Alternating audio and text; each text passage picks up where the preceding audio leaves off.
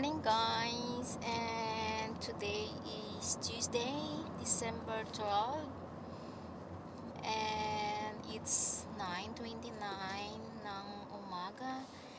Galing ako guys sa Bardi sa theory na exam ng aking anak para sa driving license, but unfortunately guys, dito sa Denmark, you can have only 5 na mistake out of 25 questions. So out of 25 questions, yung mistake niya is 6. So isa na lang guys, talaga sana pasado na niya, and then para makaproceed na siya for driving exam. Dito kasi sa Denmark, kailangan mo muna yung written exam and then yung actual na driving exam. So I don't know guys kung bakit dito sa part na to ng aking video is nawala yung aking boses. Walang boses. I know na nakakonek yung aking phone sa car ko. So, I really don't know kung anong nangyari. Salita ako ng salita pala pero hindi na pala naririnig. Well, nagaling ako niyan sa Bardi. As what I say, sinamahan ko yung anak kong lalaki. Hinatid ko doon kasi yung exam niya is around 8 o'clock and like take ng half an hour na exam and then yung results. So, in all, mga 1.5 hours ako doon, and yes, hinatid ko din siya sa school after, and that papunta na akong work kasi 9:30 ang work ko, pero late pa rin ako guys kasi may hinatid ako na isang kasama niya doon nung nag-written exam. Naawa man ako kasi alam mo yon, maglalakad pa siya malayo doon sa school niya. Kaya hinatid ko kasi I know naman na feeling, di ba, na gusto mo rin sana, syempre, maka-save sa time. And papunta ko niyan sa work, 10 minutes akong late. And nag-message niya sa akin yung team leader ko dyan kung anong oras nga ba daw ako makarating. And sabi ko, 5 to 10 minutes late. So, ayun. Kasi medyo hindi kayang habulin. Pinilisan ko na yan na mga 80, 90 patakbo ko minsan. Para lang ma-minimize ko yung 10 minutes na driving.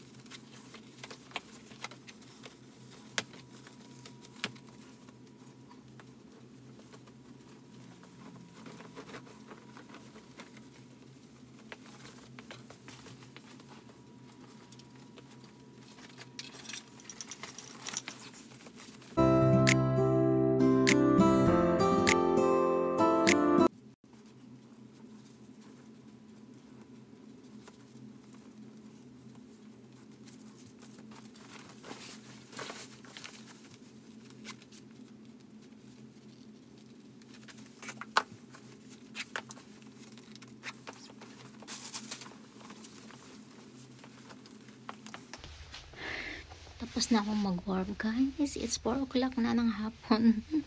So, uwi na tayo. But then, daan muna tayo ng store kasi may bibilhin ako guys na na food namin for dinner. Ito yung aming papalitan ng damit. And so, hindi ko alam kung anong magiging dinner namin. Check ko. Baka mag-soup kami ngayon kasi mayroon akong banana doon sa bahay. So, magpuchiro siguro ako guys ngayon. Good evening guys, malabo. Ito yung nabili ko. Time check is 5 o'clock na guys. And ito yung nabili ko sa store. And pizza and coffee. And banana.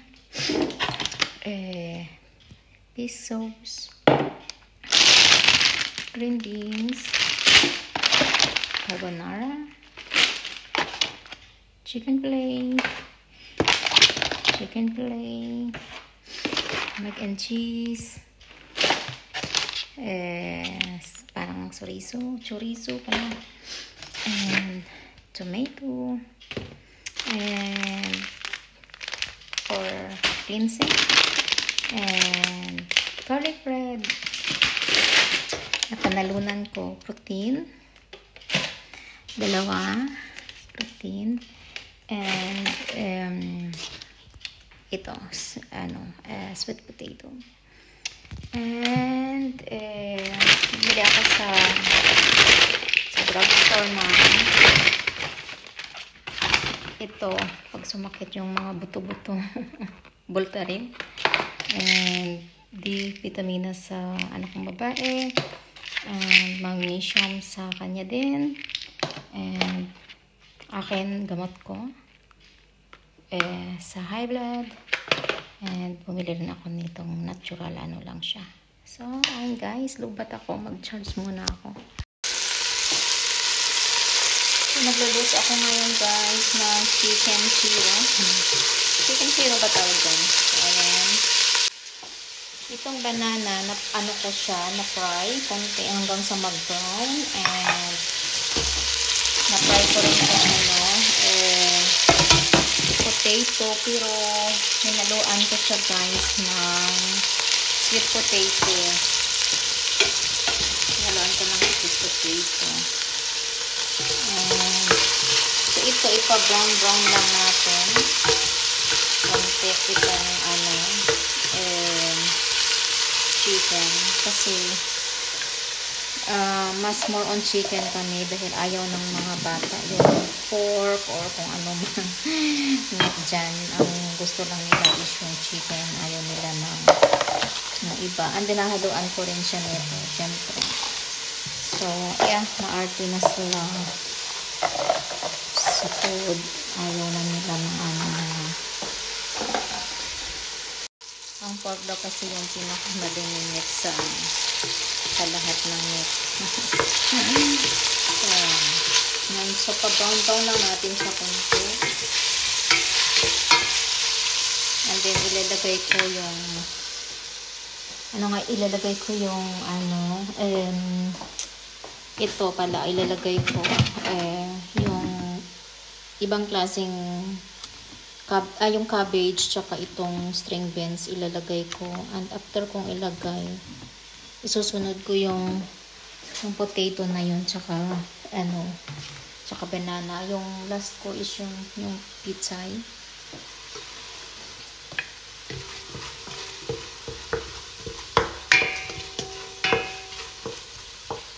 So ayan. So hindi pa tayo nakabihis talaga, nakapang lakad pa rin na na damit. And ito, sineperate ko siya kasi gusto ko siyang i-boil bukas para ito yung kainin ko. Di ba? Kasi maraming protein to. So, yeah. Natin guys. I-save natin ito. Ilagay natin sa dito. Sa plastic. Ayan. Pwede ko naman siya ilaga mamaya. Ito guys, maganda to sa pag masakit yung mga yung mga bones mo, muscle. Ito yung Voltaren. Try ko nga bang bili nito, and then isa malaki. Bigay ko sa auntie ko sa Pinas kasi masakit yung niya, yung mga ganyan. Baka it helps.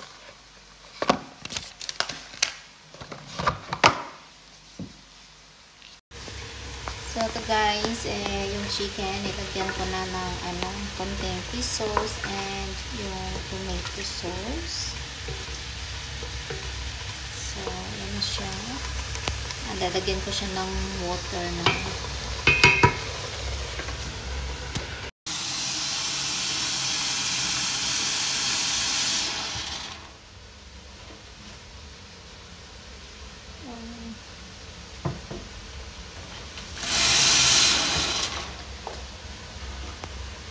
So, ito 2 cups of warm water. So, haluin muna natin. And, lagay natin itong 2 cups of water. So, actually, dapat pala. 3 cups pala siya. Mag-ano pa tayo po. Kaso marami siya, 4 cups ko na lang pala. Kasi marami ang marami kasi yung niluto ko. Ayun yung mga ingredients ko marami. So, 4 cups natin kasi marami tayong ingredients na gulay. So, yan. Sana ito na pasok. And boom. So, I think that's enough. Yeah, and i-fold natin siya at normally dapat ilagay yung banana at saka potato pero mas prefer ko itong ilagay para maluto siya. So, pakuluan natin guys. Hanapan natin ng takip. Hindi naman ito yung takip niya pero okay na. Okay lang. Ito, mali. Ayusin ko pa. Meanwhile, guys, manonood muna ako ng live ng aking sister-in-law kanina kasi birthday ng aking kapatid. So, nag-live siya. Nakakatuwa lang. So, while waiting na mag-fall dito, mag-ano muna ako, mag-watch muna ako. So, guys, lagay na natin ang ating gulay. Malag. Yaha, awpag siya. So, gulay. I think lagyan ko pa siya ng parang gusto ko pa siyang lagyan ng water. Kasi tingnan nyo, ang dami ko kasing gulay. Kasi na to siya 4 cups. Pero feeling ko, kailangan ko pa ng water. I-boil ko lang yan siya guys. Ano yung doon? Pitsay pala yun. Kailangan ko talaga siya na lagyan pa ng another siguro. Dagdagan natin ng isa.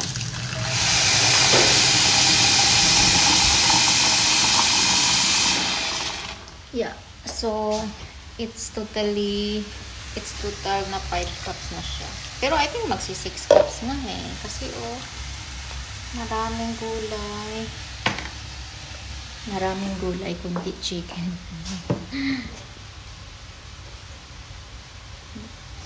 6 ko na lang siya tayo, 6 cups. Kasi marami talaga yung gulay.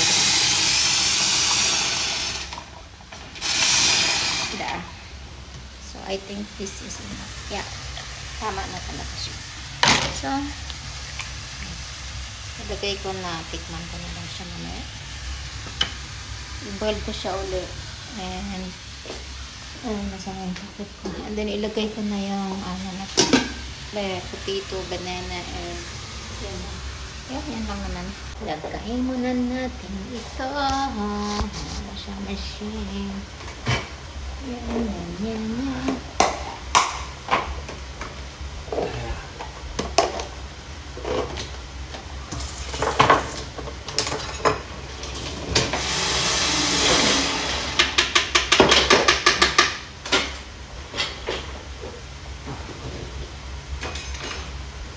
There's a lot of water here in the morning.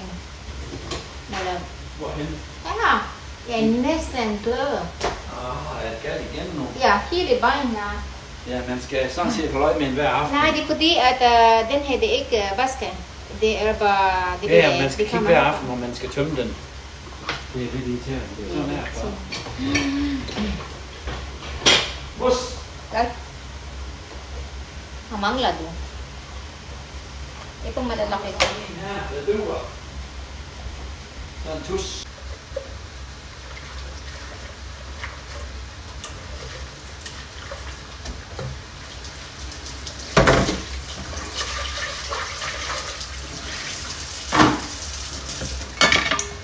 ugas-ugas tayo habang nag-aantay. Hindi ko maintindihan yung lasa ng aking niluto. I think, dati kasi nang nagluto ako, walang tomato. Ngayon kasi nagluto. Tsaka chicken kasi siya. I think iba yung taste ng may tomato. Tsaka wala. Tsaka iba yung ingredients ng may chicken. Tsaka pork. Or pork. So, ibang lasa niya. Hindi ko nalalasahan ng banana. Marami namang banana. Ayan. So, nilagay ko siya ng lemon. Tapos, dinagdagan ko ng salt sa kasila. So, medyo nag-okay. Baka mamaya ko po yung mag-feeling. Minsan talaga na ikaw mag-gets ang lasa. Dahil sa tomato, parang umiba ang lasa. Hindi kagaya sa niluto ko before na pork lang siya and then hindi ko nahaluan ng tomato. So, I think parang sinira niya yung lasa ng ng banana na sa tomato. Nai-destroy niya yung taste. So, next time, hindi ako magamit ng tomato for kasi isang ganun papating tomato ang ginamit ko. Kaya medyo yung lasa niya is more on tomato. Ito na siya guys. Nilagay ko na lahat. Ayan na siya. So, tikman natin ulit siya. Okay na. Tapos yung garlic bread na ko na, nalagay ko na sa oven. So,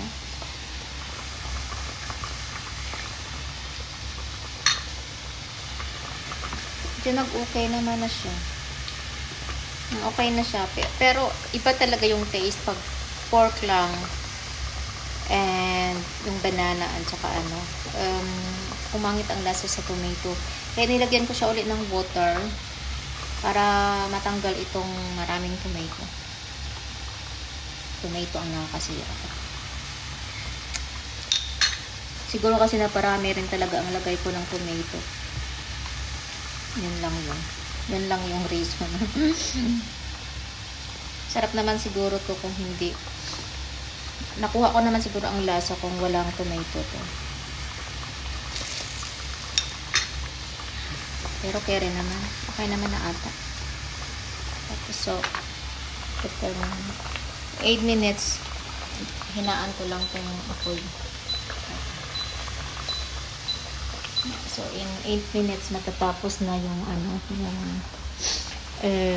tawag dito. Yung garlic bread. So, may ito pa akong lilinisin.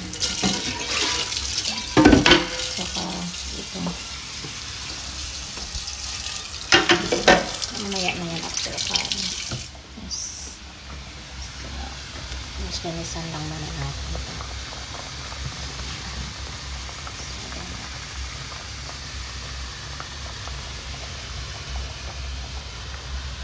Minsan, kinukuha ko ng mga nakapatong, pero minsan, madami talaga yung nakapatong. So, ito, wala natin naman ito. Meron pa isa. Lagay natin ito. Ito, pinaka-basura. Itong flour. Patay na. Actually, wala naman siyang tubig. Normally, hindi ko siya nilagyan ng tubig kasi nangangamoy. Ito, umiinom pala ako nito guys. Collagen.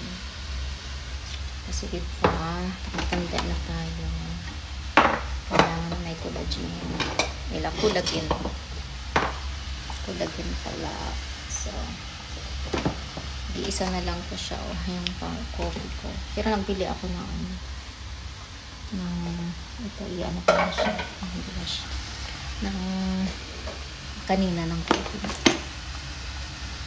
So, lagay natin dito. So,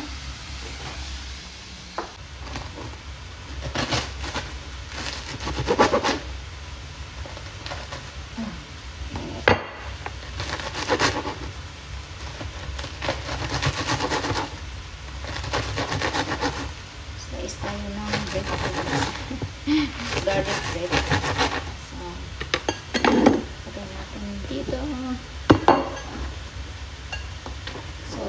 cheese bread lang.